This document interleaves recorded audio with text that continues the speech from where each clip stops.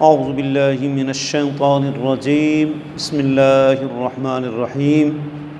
سامعین سامعات، سب سے پہلے تو الحمدللہ عید الفطر کے چاند کے نظر آنے کی تمام اہل اسلام کو بہت بہت مبارک۔ تو اس کے بعد دو باتیں ہم نے آج آپ کی خدمت میں عرض کرنی ہے۔ پہلی بات تو یہ ہے کہ عید والے دن روزہ رکھنا کیسا ہے۔ بہت سارے دیہات میں لوگ انہوں نے یہ تصور بنایا ہوا ہے کہ عید والے دن جو ہے وہ روزہ رکھنا ہے اور پھر اس کا ٹائم بھی افطار کا کوئی نہیں ہے۔ عید الاضحیٰ پہ جب جانور ذبح ہو جائے اس ٹائم جو ہے وہ افطار کر لیتے ہیں، اور عید الفطر پہ جب زیادہ بھوک لگ جائے عید کی نماز کے بعد اس ٹائم افطار کر لیتے ہیں۔ تو عید والے دن روزہ رکھنا، اس کی شرعی حیثیت کیا ہے؟ تو ذہن میں رکھیں میرے دوستوں کہ یہ بالکل منع ہے۔ عید والے دن روزہ رکھنے کی کسی کو اجازت ہی نہیں ہے جی۔ اس کی کئی وجوہات ہیں، ہم آپ کی خدمت میں عرض کرتے ہیں، قرآن و سنت کی روشنی میں آپ تک پیغام پہنچاتے ہیں۔ دیکھیں، پہلی بات، قرآن مجید نے جہاں سورہ بقرہ کے اندر یعنی دوسرے پارے کے 6 رکوع میں جہاں مطلب ہے کہ روزوں کے احکام بیان کیے، وہاں یہ جملہ بھی اللہ رب العزت نے ارشاد فرمایا، ثم اتم الصیام الی اللیل، فرمایا روزہ تم نے مکمل کرنا ہے تو رات تک مکمل کرنا ہے جی، رات تک مکمل کرنا ہے۔ اس کا مطلب کیا ہے؟ روزہ ایک دو لمحوں کے لیے، چند گھنٹوں کے لیے، آدھے دن کے لیے روزہ نہیں ہے، بلکہ روزہ جس نے رکھنا ہے تو وہ رات تک رکھنا ہے، روزہ رات تک جاری رہے گا، رات تک۔ تو لہٰذا قرآن نے ایک حد بندی کر دی ہے کہ سحری سے لے کر جو ہے وہ رات تک، غروب آفتاب تک جو ہے وہ روزہ ہے، غایہ مغیہ میں داخل نہیں ہے۔ یعنی یہ مطلب نہیں کہ آگے رات جو ہے وہ بھی آگے روزہ ہم رکھیں گے، وہ نہیں مطلب رات تک ہم نے روزہ رکھنا ہے۔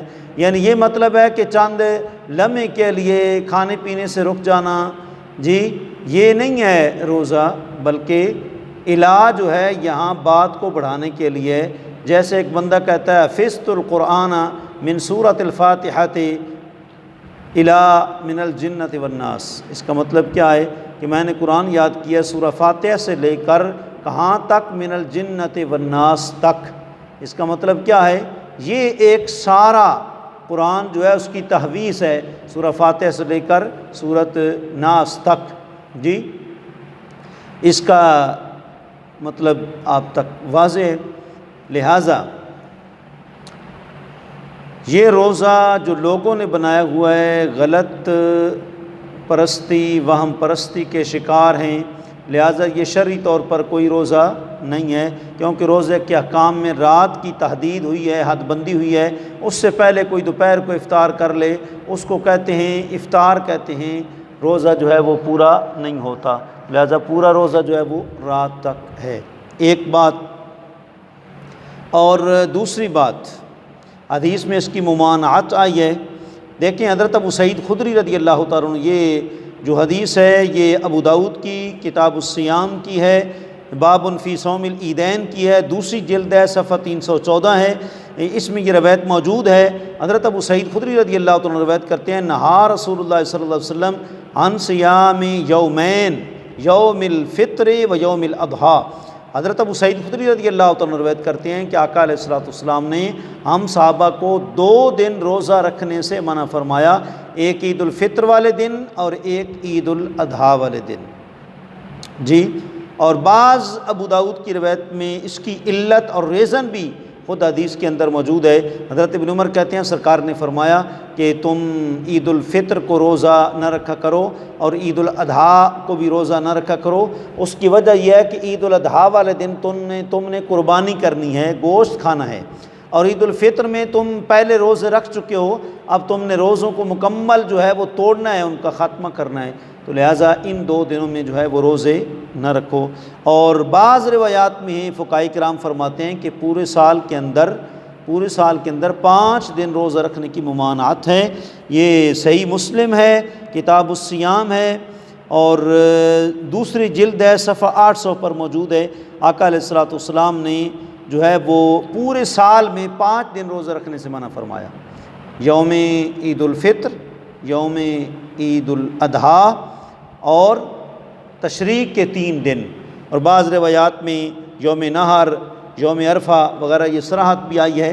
ان 5 دنوں میں روزہ رکھنے کی کیا ہے؟ ممانعت ہے۔ آقا علیہ الصلوۃ والسلام نے منع فرمایا۔ جی سرکار جس کام سے منع فرما دیں وہ کام ہمارے لیے منع ہی ہوتا ہے۔ جی یہ آیت بھی ہو گئی، حدیث بھی ہوگی۔ اب دیکھیں فقہاء کرام کیا فرماتے ہیں۔ اگر کوئی بندہ منت مانتا ہے کہ میرا فلاں کام ہو گیا تو میں عید الفطر والے دن روزہ رکھوں گا، یا میرا فلاں کام ہو گیا تو میں عید الاضحیٰ کو روزہ رکھوں گا، فقہاء کرام فرماتے ہیں اس کا یہ منت ماننا جو ہے وہ منع ہے، کیونکہ یہ دن روزہ رکھنے کے نہیں ہیں، لہٰذا کسی اور دن میں اس کو روزہ رکھنا پڑے گا، ان دنوں میں روزہ وہ نہیں رکھے گا کیونکہ یہ روزہ رکھنے کے دن نہیں ہے۔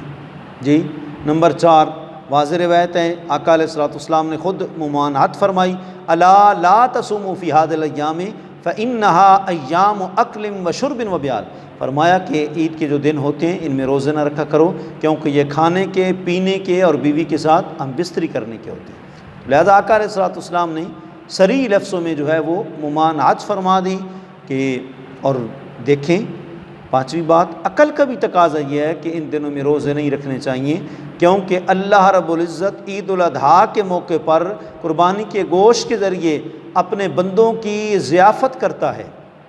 جی اور عید الفطر پہ اللہ رب العزت اپنے بندوں کی ضیافت کرتا ہے کہ تم پہلے 29-30 دن روزے میں رہے، اب تم کھلے جو ہے وہ کھانے کھاؤ پیو، یہ تمہارے لیے کھانے کے دن ہیں۔ تو لہٰذا اگر ایک بندہ روزہ رکھ لے گا تو کیا کرے گا؟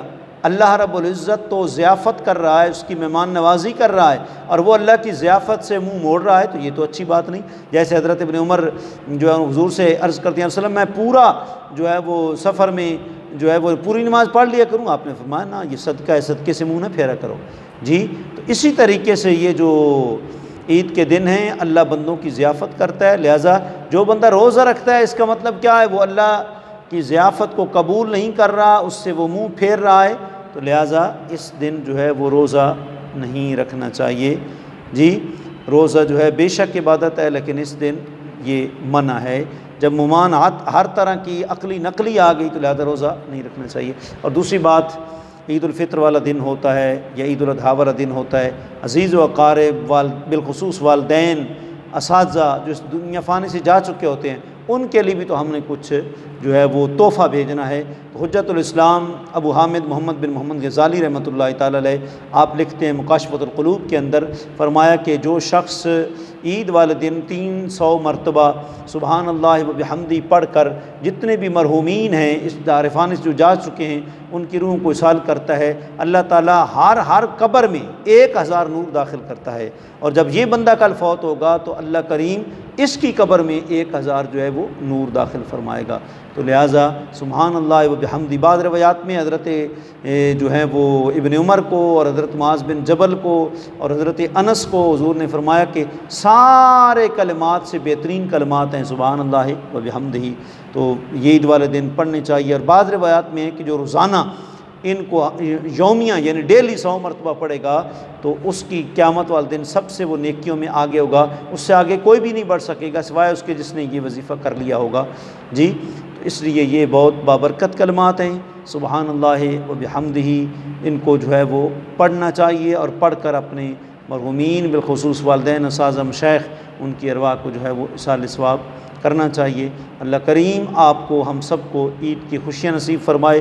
دیکھیں یہ عید کے جو 2 دن ہیں، عید الفطر اور عید الاضحیٰ، یہ بھی جو دوسرے لوگوں کے یہودیوں عیسائیوں کے جو 2 دن تھے نا، نیروز اور میرجان، اس کے مقابلے میں اللہ تعالیٰ نے یہ 2 دن ہمیں عطا فرمائیں۔ یہ مطلب نہیں کہ اسلام میں 2 عیدیں ہیں، اسلام میں 2 عیدیں نہیں ہیں، 2 سے کئی زیادہ ہیں۔ جو ہے وہ آقا علیہ الصلوۃ والسلام کا یوم ولادت بھی عید ہے، جمعے کے دن کو بھی حدیث میں عید کہا گیا، عاشورہ کے دن کو بھی حدیث میں عید کہا گیا، یوم عرفہ کو بھی عید کا دن کہا گیا۔ تو جب جمعہ عید کا دن ہے تو آپ سال میں جمع کر لیں کہ کتنے جمعے آتے ہیں، کتنے عید کے دن آتے ہیں جی۔ تو اس کا مطلب 2 عیدوں کا مطلب یہ ہے کہ یہ ہمیں ان کافروں کے مقابلے میں ملی ہیں۔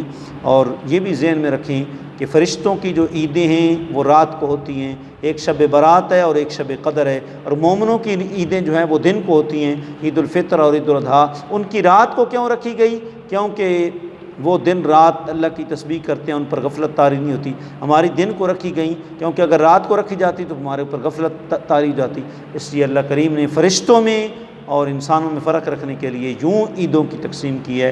اللہ کریم آپ کو ہم سب کو جو ہے وہ عید کی خوشیاں نصیب فرمائے۔ آخری بات، لیس العید لمن لبس الجدید انما العید لمن خاف الوعید۔ عید اصل میں اس کی نہیں ہے جو نئے کپڑے پہن لے، عید اس کی ہے جو اللہ کے خوف سے ڈر جائے۔ اللہ کریم آپ کو ہم سب کو عید کی خوشیاں نصیب فرمائے۔ وآخر تمام اہل اسلام سے گزارش ہے کہ ہمارا جو ہے وہ DR خلیل احمد کے نام سے یوٹیوب کے اوپر چینل چلتا ہے، تقریباً 60 کے قریب ویڈیوز جو ہیں ہم نشر کر چکے ہیں، تو آپ سارے سبسکرائب اس کو کریں اور اپنے دوستوں تک شیئر کریں تاکہ ہر ویڈیو آپ تک پہنچتی رہے اور صدقہ جاریہ کا باعث بنے۔ وآخر دعوانا ان الحمد للہ رب العالمین۔